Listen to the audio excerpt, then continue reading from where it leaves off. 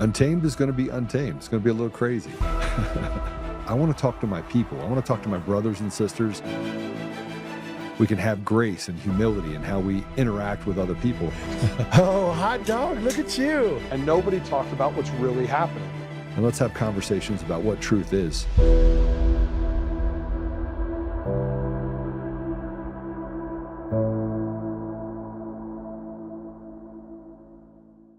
Hi, everyone. Patrick here, and we got a great interview on tap for you today.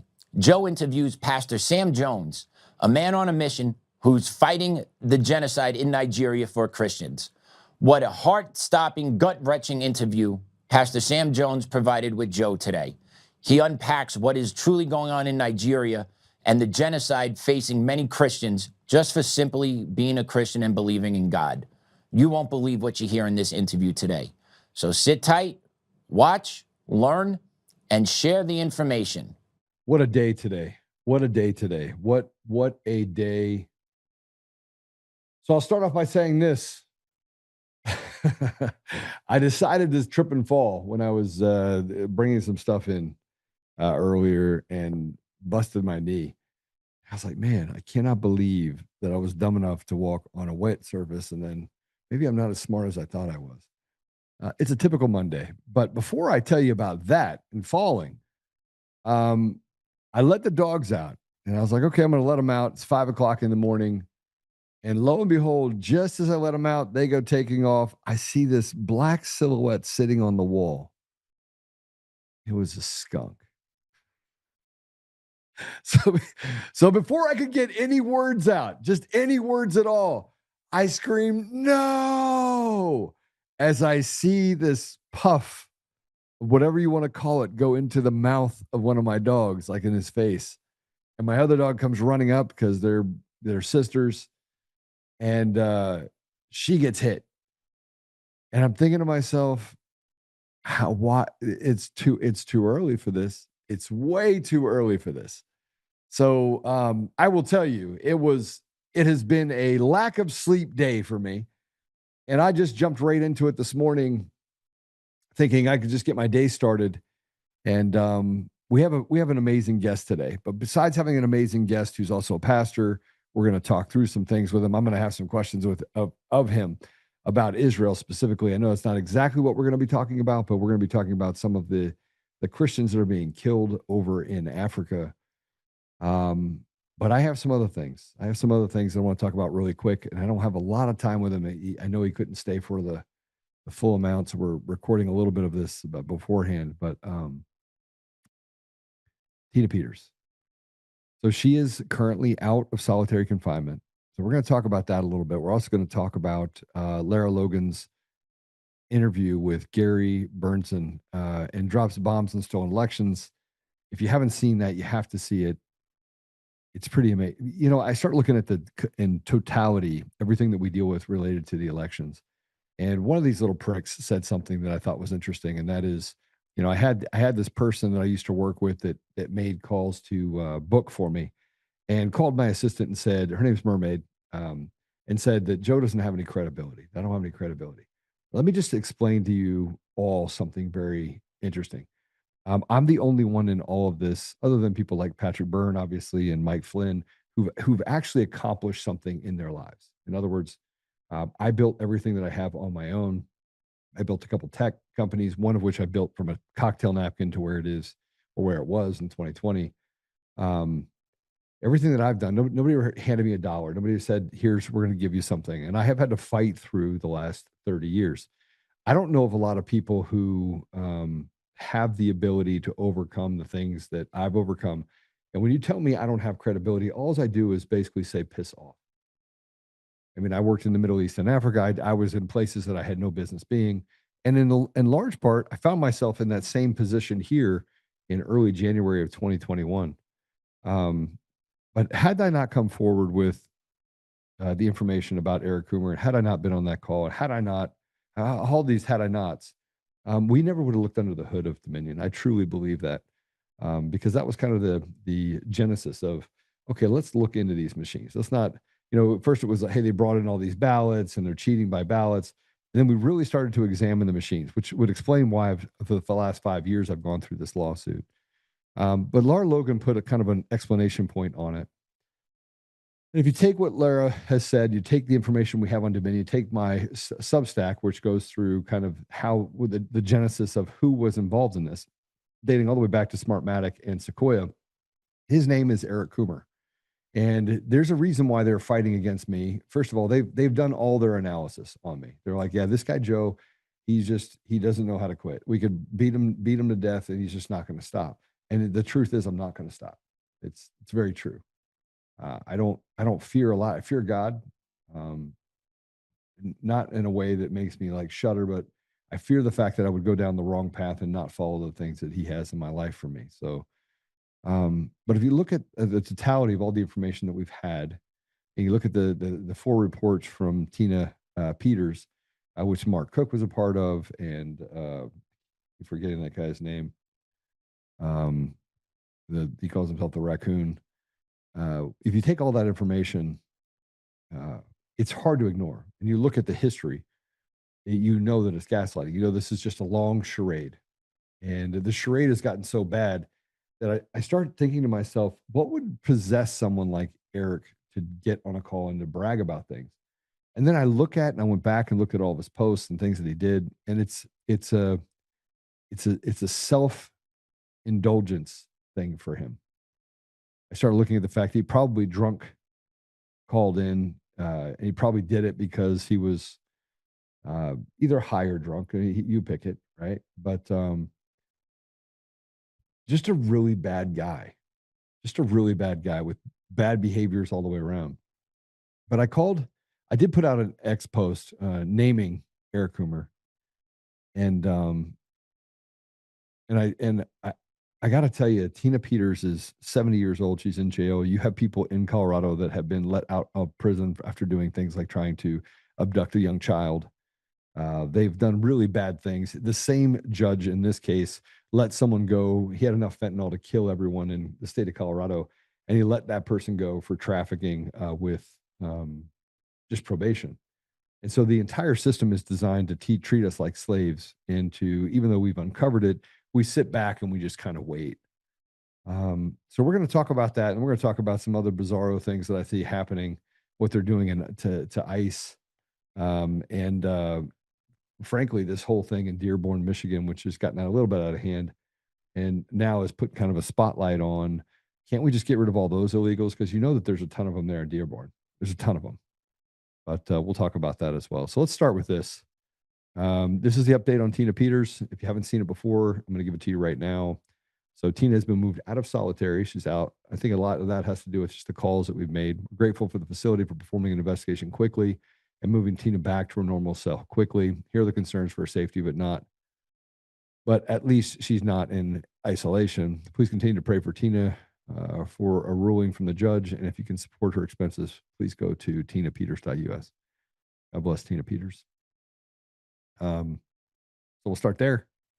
Then I want to just shortcut. This is a cut from Lara Logan's interview with former CIA operations officer Gary Bernson, who explains how elections are being stolen in America. And there's some other things I want to go through a little later, but I'm going to bring our guest in first. But I just want to go through these 3. Let's go ahead and play it. They know where they can find the dead people that they need to get certain votes. They plan this, as Gary said before. It's meticulous. It's meticulous. These guys are experts at this. It's not just a few guys in a back room. You're talking about hundreds of statisticians and engineers, and they work it, for a year. And mathematicians and hackers. Right. We had a map out of Colorado when we were talking to our engineers, the guys that designed it, stole the elections. And we looked at it and we said, look, it's Denver here and Colorado Springs, all the Democrats, they said, and they looked at us in pity, Yeah. Like, you guys aren't. They said, no. We just go to every one place where Trump went 70-30 and he's winning 68, or we shave in every other place. We don't go near a Democratic place because when they want to do recounts, they're going to go to the Democratic places. They don't realize we shaved in every other committee. We know every other county. We know how to do this.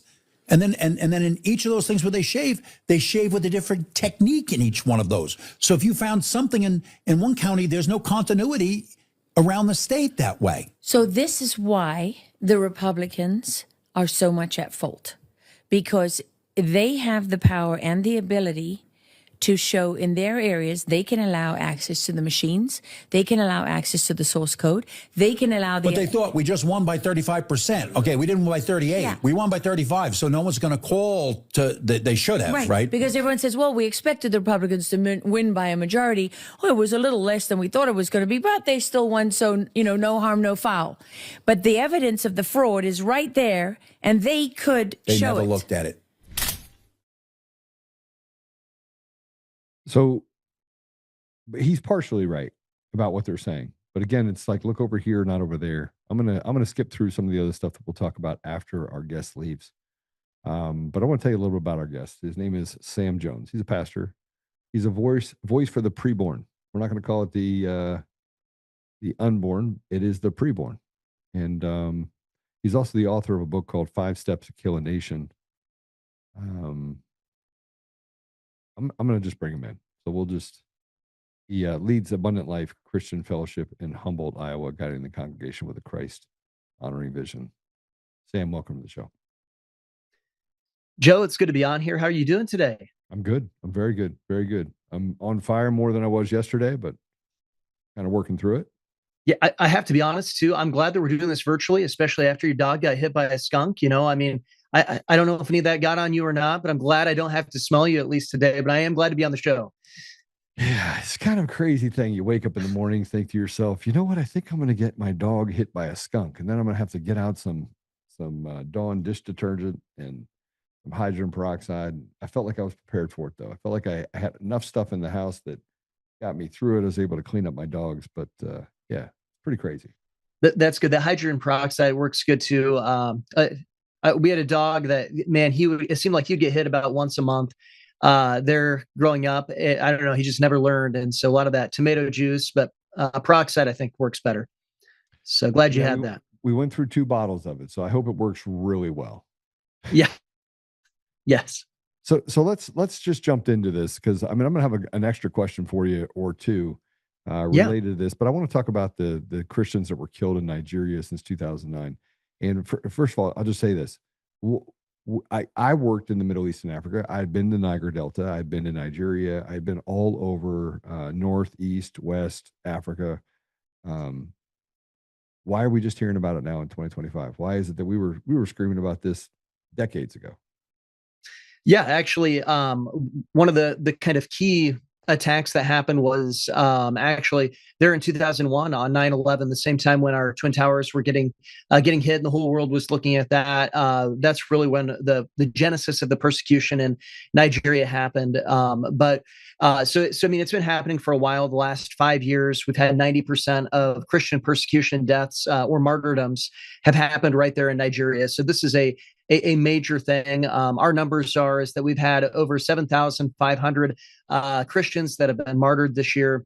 And that's direct martyrdom. That's not, after Muslims come down and they attack a village and they drive the Christians out of their village. And then there they are made as IDPs, or internally displaced persons, essentially refugees in their own country. What ends up happening is that they end up dying. Some of them end up starving to death. Some of them end up dying because of poor hygiene and just not having access to anything. And so health issues come up. We're not even counting those numbers. We're just talking about the direct numbers of Christians that are being martyred with this. But the reason why people aren't hearing about it today is because one is propaganda. There's a red-green axis, those of the communists and those of the Muslims that have come together. And so they put out their propaganda and they have stopped the message from actually going out as to what's happening in Nigeria. And right now, the Nigerian government is putting out that it's not a Christian genocide. Instead, they're saying what's happening is that it's just a farmer-herder conflict or a tribal conflict or something like that. But that's not the case. It is actually Muslims that are coming down, the Fulani ethnic militia that is coming down, and they're actually trying to kill Christians and to drive them from their land. It's jihad that's happening. But even when news does go out, which isn't often in Nigeria because it has to all run through the government, what ends up happening is it goes through the AP, which Al Jazeera then takes it. And of course, they sterilize it and they change what's actually happening. And so you might hear when a big attack happens that there were 100 Christians that died in Nigeria. But it's not going to come across as Christians. It's going to come across as 100 Nigerians died in some kind of a farmer herder conflict or some tribal conflict. And so there's a lot of things that's going on right now, but a lot of it comes down to corruption and, of course, this red-green axis of Marxists and Islam that's taken route, that's trying to unseat the West and unseat Christianity. Okay, so let me just kind of there's something that you probably need to know about Nigeria. One, it is rich in resources. Absolutely. So let's just talk about the elephant in the room: CIA involvement in Africa and the Middle East, and some of the kind of direct destruction of the sovereignty of nations. We know that they did it in other nations like Sudan, Libya, and now they're in Nigeria. So the amount of resources that are in Nigeria are pretty significant. You have the shell oil wars that they did back in the 80s and 70s that left the Niger Delta looking basically like a natural disaster. I mean, you couldn't actually go to Niger Delta and buy any fruit or vegetables, or it's a wasteland, right? Mm-hmm. You ever been there before? I've not. I've been to Nigeria several times, but I haven't been to the Delta there. So how do we stop this genocide? Call it what you want. Yeah, I'm going to tell you right now, there are tribal conflicts happen in Africa. It does happen. You do have the Boerish and the farmers and groups that will have tribal conflict, been doing it for thousands of years. That's not what this is. But this is also heavily funded. I mean, these people are coming in with machinery, and we know that the only place they could get that from is not Islamic forces. I mean, these are U.S. arms in many cases. So how do we get rid of the CIA influence in that area when it most certainly is going to be tied to our intelligence community? Yeah, so what we're finding actually is that it's the Wagner group, mostly, that's arming these guys from Russia, is what it seems. They're coming in with AKs, driving in on motorcycles and attacking. Now, I think the best way when we look at this is to get the Nigerian government itself to actually put pressure. And I would say President Trump did a very good job with going and threatening both sanctions and then also, threatening military action as well against Nigeria, in having a strong foreign policy. A lot of times you get the NGOs and they come in and they think that what we need more U.S. aid. But what we've been advocating for to equipping the persecuted is not more U.S. aid, but actually a stronger foreign policy is what we need in order to get them to stop. But you're absolutely right. One of the biggest issues is that the Nigerian government just sits back while these attacks are happening, while they're aware of these attacks, and they become complicit as they throw their hands up, almost as Pilate just washing his hands of water and saying, "This sin isn't mine." And so actually calling them out and getting that pressure on them, I think, is really the first step that we need in order to stop this persecution. Sam, how much time have you spent in the Middle East? Middle East? Yeah. I haven't spent time in the Middle East, just Nigeria. Just Nigeria. Instead of all the nations, you've been just in Nigeria. Have you been to like Kenya, Uganda, Tanzania, Ghana, any of those other countries, Rwanda? Nope. Nigeria is the only one there. Okay. So I'm gonna tell you something you maybe don't know. Okay. And that is the sophistication of the governments of Nigeria and all these other these African nations is not on par with U.S. Unintelligence. I say unintelligence because we seem to be able to catch one person, but we let a bunch of people kind of walk by, right? Mm-hmm. And by the way, I'm not anti-U.S. government at all. I'm not anti-government. I'm anti-corruption and this thing that we do to simplify things. I was in Sudan. And they said there was genocide and ethnic cleansing in a place called Darfur. Are you familiar with that? Yep. Okay. Are you familiar with the history of that? I'm probably just a little bit, not like obviously not on the ground or anything. So they sanctioned and President al-Bashir. One thing you need to know about North Sudan is a place called Kanana Sugar. It's one of the largest sugar producers in the entire world. It's owned by multiple nations, including the United States, Saudi Arabia, Britain, a bunch of other places. It's kind of a conglomerate operation. And they said there was ethnic cleansing and genocide. They tried Bashir at The Hague. They said, okay, well, you're guilty of war crimes. So I went up and said, okay, let's look into Darfur. Or they had the comprehensive peace agreement, they had a Darfurian peace agreement, they had the East peace agreement, they had all these agreements. And so I went to Darfur. And there was never any genocide or ethnic cleansing that was happening. It didn't exist. I'm not saying people weren't dying, because they were dying. But we were able to find that there was outside influences mostly. And this is where it gets complicated, because I've spent so much time there that I start to get a little bit disenfranchised with kind of the elements of how we create a narrative. And I know that Christians are dying in Nigeria. I know that for a fact. I know that it's not farmers versus, that's not happening. They're literally knocking off Christians. But who's responsible for it becomes the biggest issue, right? Is the state sponsored? Can the government of Nigeria actually do anything about it? And when the problem gets so big that they can't, then they typically do what they're doing right now, which is analysis paralysis. They just don't do anything. They can't get ahead of it. Yeah, so I think that there's multiple layers as to kind of what's going on here and what you're asking. And you're asking for like the third or fourth layer back, and so I appreciate that.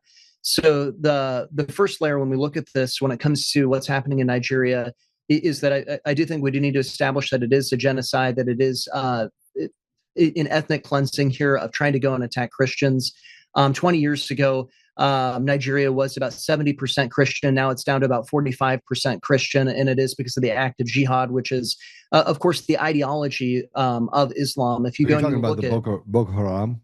So it starts with of course Al Qaeda, African ISIS, Boko Haram, and then now it's coming in through the Fulani ethnic militia. If you're following that, but it's all the same ideology here. When you look at this, it's fundamentalist Islam that's really pulled out of looking at the theory of abrogation when it comes to looking at the Quran and looking at the later later revelations that Muhammad had as the superior ones because of all the contradictions that are in the Quran.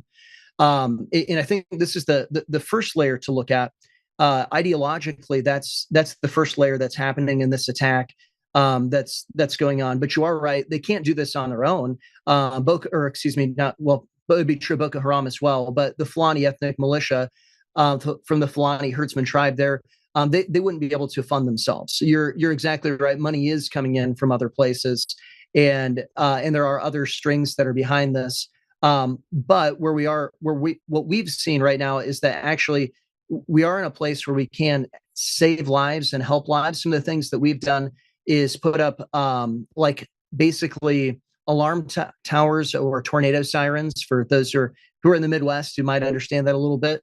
When attacks start coming, we send those off, and of course people get out of the way.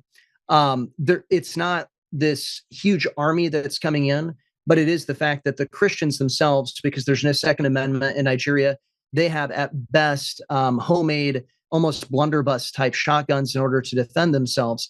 They don't have an actual defense that's set there. And so right now, the Nigerian government could step in and actually stop the Fulani if they wanted to. And the problem is that they're not. But you are exactly right. There's no way that the Fulani is providing themselves these weapons. They're getting them from somewhere else. Yeah, but you said Russia. So again, I feel like I'm always apologizing for Russia, but I study what their missions are and what their strategic plan is, not just for 5 years or 10 years. And I'm always curious about Russia because they became the big bad wolf after World War II. And somewhere along the line, they became our ally to our enemy. And it happened over probably a decade and a half. Early 50s is when it really started to, take hold. But I look at that and I go, all right, if I were Russia, I wouldn't provide them with Kalashnikovs and AK-47s. That's just not what I would do, right? If you were trying to be covert about it. Now, if you wanted to openly support it, which they have not, you would do that. But if you wanted to look like somebody else was responsible for it, which is in large part, look, people are just not that bright. Let's just be the average IQ in the United States. I think it's like a 94, right? So people are easily fooled. And so I can say Russia, and ignore what happened. Let's call it in Ukraine, where millions of people have died based on a proxy war that you can call it whatever you want, but it's a proxy war. I mean, those people were fighting against Russia, and frankly, they just wanted life, liberty, pursuit of happiness as well, and they can get it, right? So they got war instead. But I wouldn't, I think that we have to start being academically and institutionally honest about our part in what happens in Nigeria, and that the United States, typically we can say that they can stop killing each other and that the government can step in, but they lack the same basic intelligence that people in the United States lack. They just do. So, why is it that we can't arm the citizens of, and I mean, you're pastors, you may not agree with this, right? But if you go back to Joshua or the Old Testament, New Testament, God did deliver people through violence, right? Absolutely. Yep. And so how do we get to a place where we can allow them to protect their sovereignty and fight against them, right? Or at least give them that as an option instead of letting them just be slaughtered, which is what's happening right now. Right. So one of the things that we have as well in Nigeria, one of the things that I've been pretty involved in is the pastors group that we have. We've got a pastors network with over 1,000 pastors. And the first year I was there preaching, you're exactly right. One of the things that his preaching was simply there in Nehemiah, that he built the kingdom of God there, rebuilt Jerusalem with a hammer in one hand and a sword in the other to defend himself, and went over that the biblical foundation is for self-defense. And another thing I really encouraged pastors to find was that they need to find Christians to get involved in government. They need to find young Zerubbabels or young governors or young Nehemiahs that can go and actually then support them. One of the biggest issues that they have in Nigeria in the Christianity realm is not a lack of Christians. Of course, you want more Christians, but the nation was, like I said, 70% Christian 20 years ago. And it's about 50-50, just under that right now, between Christian and Muslim. And so one of the big issues is that they vacated the political realm because they were taught that politics is bad. It's ugly. It's ucky. It's bad. But really, they needed to be involved in politics. Now, when I'm explaining, of course, it's going to take a number of years in order to implement that. This isn't a quick fix to look at this. But this is also why laws are so vitally important. Scripture tells us that laws are tutors to us. It teaches us. And in America, I'm thankful that we do have a Second Amendment because it teaches us self-defense, which is a biblical concept. Jesus even told his disciples to take a sword with them. Yeah. Sir, do you want to jump in there? No. I was just going through the Bible verse of sell your cloak and buy a sword. Yep. And when he sliced off the ear, he said, no. But it wasn't because he was saying not to go to violence. He says it wasn't necessary at the time. I think there's I studied Aramaic and Arabic and the kind of the roots of words, and we've misinterpreted quite a few, but that's just my opinion. Yeah, no, I think you're right. And I mean, part of the problem is if I can be, a little bit candid here, in America especially, but then it's because we've exported it through missions in America, we really have an effeminate Christianity that doesn't really understand that evil actually does exist. It actually does need to be opposed, and it actively needs to be opposed. And this is in every area. I love the introduction on your show that you had because you're standing up even in the realm of voting machines, even in the realm of elections. There's corruption, as you can imagine, in Nigeria with elections as well. More literally on the people showing up and literally physically stealing ballots there. But that is a place where Christians need to step in the void, because what is stealing? Well, that's a violation of the 10 Commandments. What is lying? That's another violation of the 10 Commandments. And this is a problem that we have because Christians look out and we've gone and exported our moral code by saying, you know what, we need to replace this with love covers a multitude of sin. Well, it does, but it only covers that multitude of sin if sin is actually recognizable as breaking the law. And so those laws need to be there. There is no place for mercy until justice is established.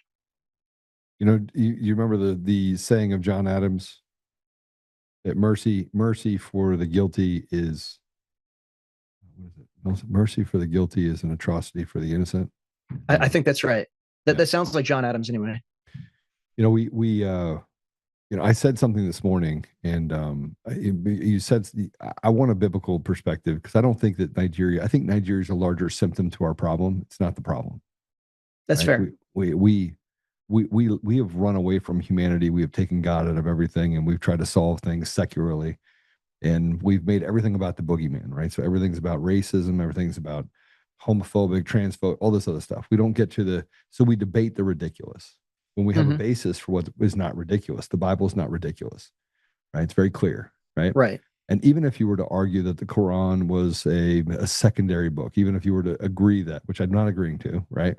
But I'm saying that even if you were to agree to it, there's so much that they've misinterpreted about that book that allowed them to go do bad stuff that it's gotten to the point now where we have God fighting God, right? And so we've allowed evil to get a seat at the table, not just in the United States, but around the world. So 12,000 people in the last 20 years have died in Chicago, right? Yep. It's a blip on the map.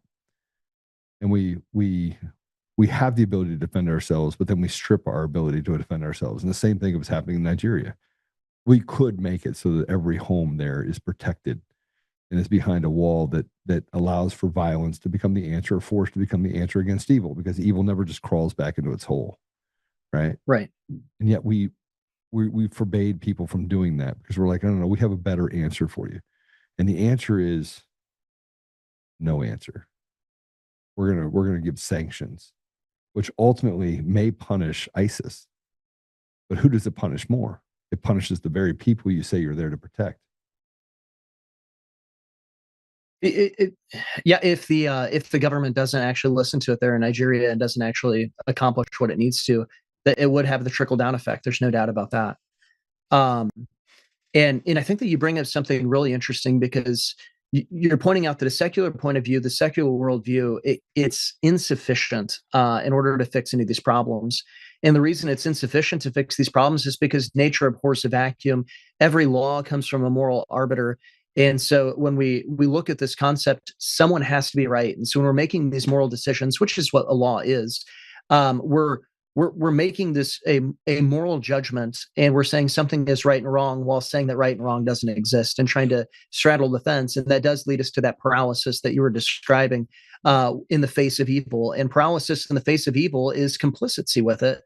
And that's where we have a problem, I would say, mostly in America, is we have de facto cowardice is our trait, and we need courage, and that requires standing up for what's right, but it understands recognizing that there is actually right and there is actually wrong.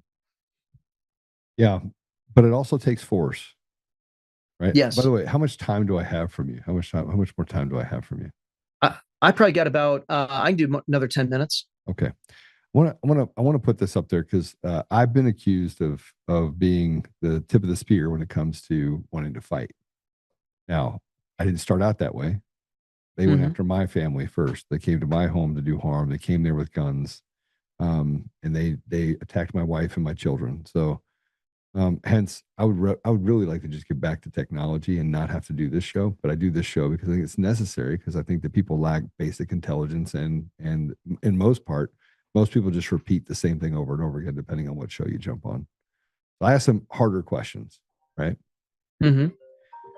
But I put something up there that I thought was interesting, and I basically said that I reject the idea that violence is not the answer, and I say that, Sam, with a heavy heart. There's no part of me that wants to be violent. There's no part of me that wants to go to violence, but silence is violence. And we've seen people do harm to our brothers and sisters. We've seen the system take away what isn't theirs to take on the education side, or the medical side, or even on the leadership side, and even stolen elections is a greater symptom of the fact that we don't have any courage, and we're not holding people accountable. So how do we solve this problem in Nigeria, which is a larger problem that we face in multiple nations, when it should be rip the Band-Aid off, go in there, destroy it? But then we look at Mexico, and you have cartels and the government, and the cartel is the government. And now we look at the US, and the cartels and the government, and the cartels are the government. go to Nigeria and the government, this cartels. See what's happening here? Mm-hmm. How do you do it? How do you do it without, how do we do it from a biblical standpoint? How do we save these people? But we stop acting like we have to just wait. Yeah, no, I think that's a great question. And one of the things to first of all hit on is that foundation that sometimes violence is the answer, and it is the answer sometimes even biblically. I believe Jesus comes back, and I believe he comes back with a sword. Unapologetically believing that that is violence when we look at this. And so violence isn't exclusive outside of the biblical worldview, and I think that's important. But it is a more defensive posture of a violence. Now, that defensive posture, I don't say that trying to curb anything. I say this in that concept of looking out and saying that there must be an offense first. We're not going out and pre-committing violence or something like that. It's a responsive nature to evil. In one of the things that I think is important is we have to find the clarity and to see who is the enemy. Now, we have no shortage of enemies today. When it comes to the United States, when it comes to goodness, when it comes to when I say the West, I mean that idea of Western civilization that we're built upon on the Christian foundations, and looking at that. We have no shortage of enemies today. And one of the reasons why I think that Nigeria should have a value system here, why we should care about this, is because you can see the jihad that's moving down, and it's been moving down for decades, if not getting up to centuries here at this point, from Northern Africa, that it's coming down. That's the systemic movement of Islam. And Nigeria is the most populated country. It's probably one of the most resource-rich nations in Africa. And if you take out Nigeria, you're going to get the rest of Africa. And then that becomes an entire continent that is taken over by Islam. And so that becomes, I believe, a priority for us to stop that, because this creates an entire continent that becomes an enemy, not just someone who's neutral to us or a weak ally that can't help us, but actually someone that is actively against us and wanting to destroy us. Where your comparison with Mexico, certainly the cartels are a problem. Certainly the cartels are hurting America and are in some ways literally killing Americans in that way. But I don't necessarily know if that's the cartel's goal, is to take over America. They're doing this because they're evil and they're selfish, but not because they necessarily have an ideology that's trying to destroy America and trying to destroy all goodness. They just are acting outside of the sin of their heart in looking at that. And so I would put that not as a non-problem, but as a secondary problem when it comes to what's happening there in Nigeria. And so that's kind of how I would look at that and cut those, if that kind of makes sense with what I'm saying. Yeah, absolutely. I find myself really looking at this from a unemotional. Like, I don't care about the feelings right now. I think God gives us common sense, and he says, he sends us into battle. And when I would talk about just the stuff like Job or Daniel or David. I mean, go down the line. There's so many of them, even Moses and Abraham, and stoning of the guy that basically, or that was working on the Sabbath. And that there was just certain things that if you go through the Bible, it's a very violent book, right? But it talks about consequences. I look at this from the standpoint of consequences. If you have an AK-47 and you're out there to do harm, I'm going to banana boat you just like they did to the Venezuelans that are running drugs off the shores, right? Yeah. Now, a part of me looks at that and goes, "Oh man, I don't want to be indiscriminate." Then I use the jelly bean rule, right? Like, oh, I killed 2 innocent people when I knocked out these 4 ISIS members. Right. And I'm like, well, those jelly beans were hanging out with bad jelly beans. So I got to throw out the bad jelly beans, and I might get a couple good ones. I mean, is that philosophy hold? And this is my struggle, is that I don't want to do harm to innocents, just like I don't want to become the very thing that I'm fighting against. Right. So how do you measure that without understanding that you're going to take out some good with the bad? Yeah, absolutely. And I think that the big way to parse that is one, we have to put it within the jurisdiction of where it needs to be. And so when we look at the concept of asking, is a war a just war? Of course, there are going to be potential of righteous people or innocent people that end up dying inside of a just war that are on the wrong side of things, whether it was by their choice or whether it was just that's where they were. That will happen at times, but we wouldn't want to go and to take that upon ourselves and have that be vigilante justice. And we would want to make sure that the war is actually just, because as I'm sure you have seen, a lot of the wars that we go out and perform, they're not just. We're on the wrong side of the issue at times, or maybe we're not even on the wrong side of the issue in a sense that the person we're going against isn't evil, but in a sense of maybe we end up going and establishing a greater evil because we are a greater evil than what they were doing at that time. So that's something we also have to guard against as a country. Which leads me back to the fact that we have huge amounts of corruption and people that are in power that call themselves believers in God, one way or another, and then it makes me want to say, okay, so if that's the case, and the world is in a much worse place than it was 20 years ago, it's just the degradation is absolutely clear, and we can see all these bad things, but the good people lack courage. Pastor, they lack courage, basic courage, because they want to watch TV. They want to eat their TV dinner. But what can the Christian church do? What can the Christian church do? You know, we reach millions of people every month on our podcast. How do we get the American church to mobilize and do the same thing? It is tens of millions, hundreds of millions. How does it mobilize in such a way that it can have a huge effect on what happens, in not just in Nigeria, but in protecting the basic ethos of our own nation? Yeah, I mean, the evil of our nation is incredible. We rip babies limb from limb inside the wombs of their mother. We allow mothers to go and to poison themselves, and then the pro-life movement itself goes and says it's those mothers who have just killed their own children that they themselves are the victims, even though they're the ones who went and procured the pill and willingly took it. I mean, the evil in our nation is absolutely incredible. And I think that there's two things that we need to do. One is that we need to return to the law of God. One of the biggest issues that we have in our nation right now is that we believe, especially within the Christian ethos, that if you vote R enough, if you vote Republican enough, you are going to save our nation. Well, I live inside Iowa, where we have a supermajority in the Senate, the House. We have a Republican governor. We've had the trifecta for, I believe it's 9 years now. And we have an all-appointed Supreme Court justices are all appointed by Republicans right now. And yet we're still dealing with property rights. We're still dealing with life. We're still dealing with marriage. We're still dealing with all of the things that are literally on the Republican platform.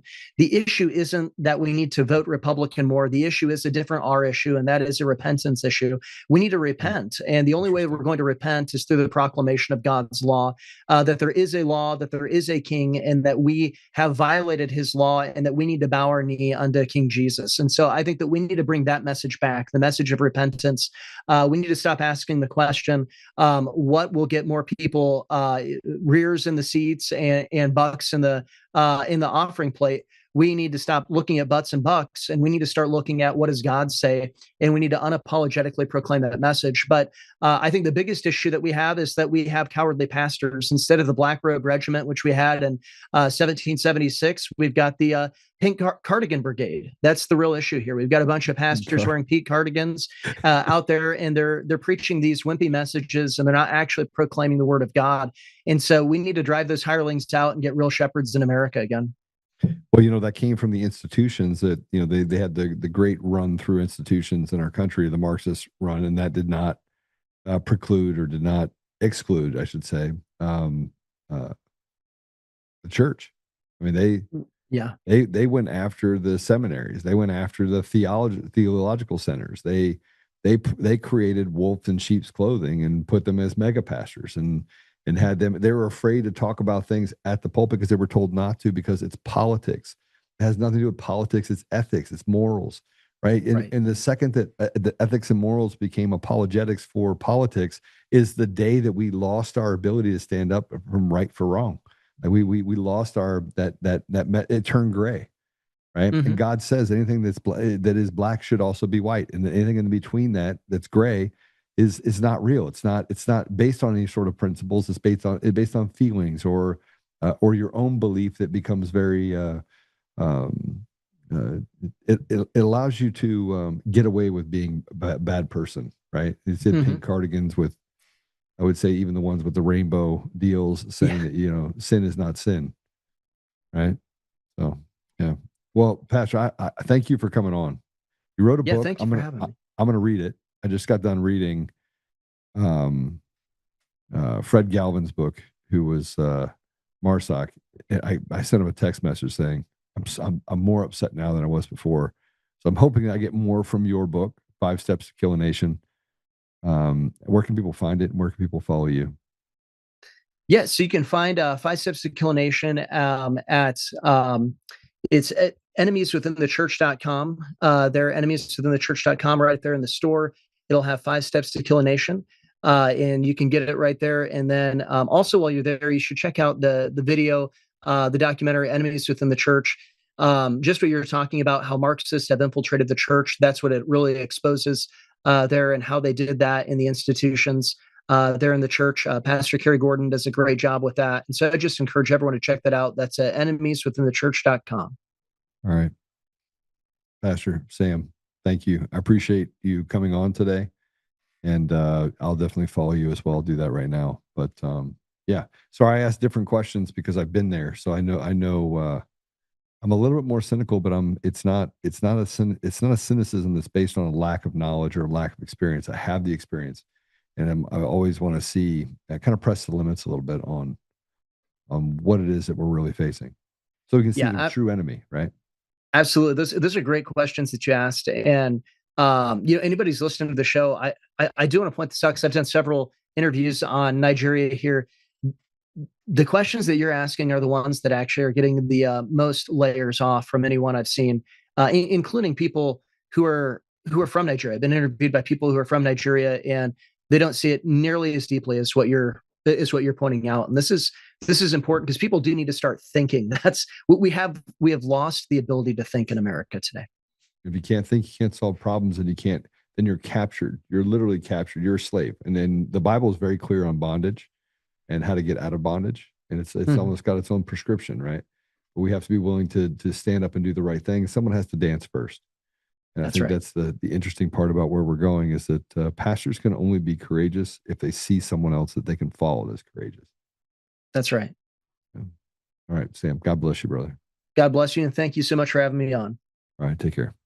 Thank you, everyone, for joining in and watching that interview between Pastor Sam Jones and Joe.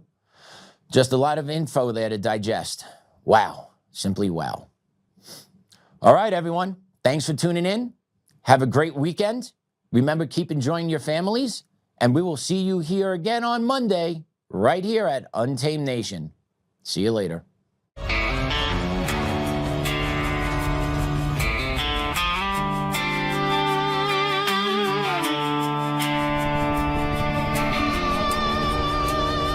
Rise up untamed, in the heart of the fire where the wild ones roam. Joe Oltmann's calling, bringing truth back home. From conservative daily to this untamed fire, we shatter the silence, lifting spirits higher. No chains can hold us, no lies can prevail. Authentic and fearless on this rugged trail.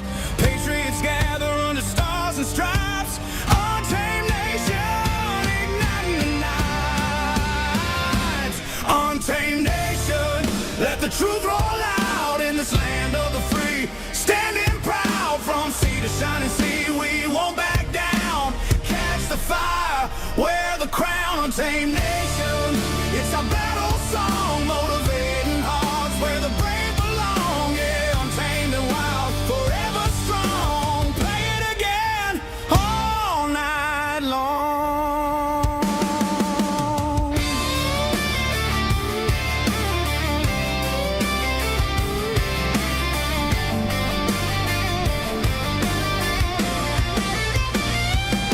Break the mold, chase the real. No more games, time to heal. Joe's voice leads the untamed crew. Truth matters through and through.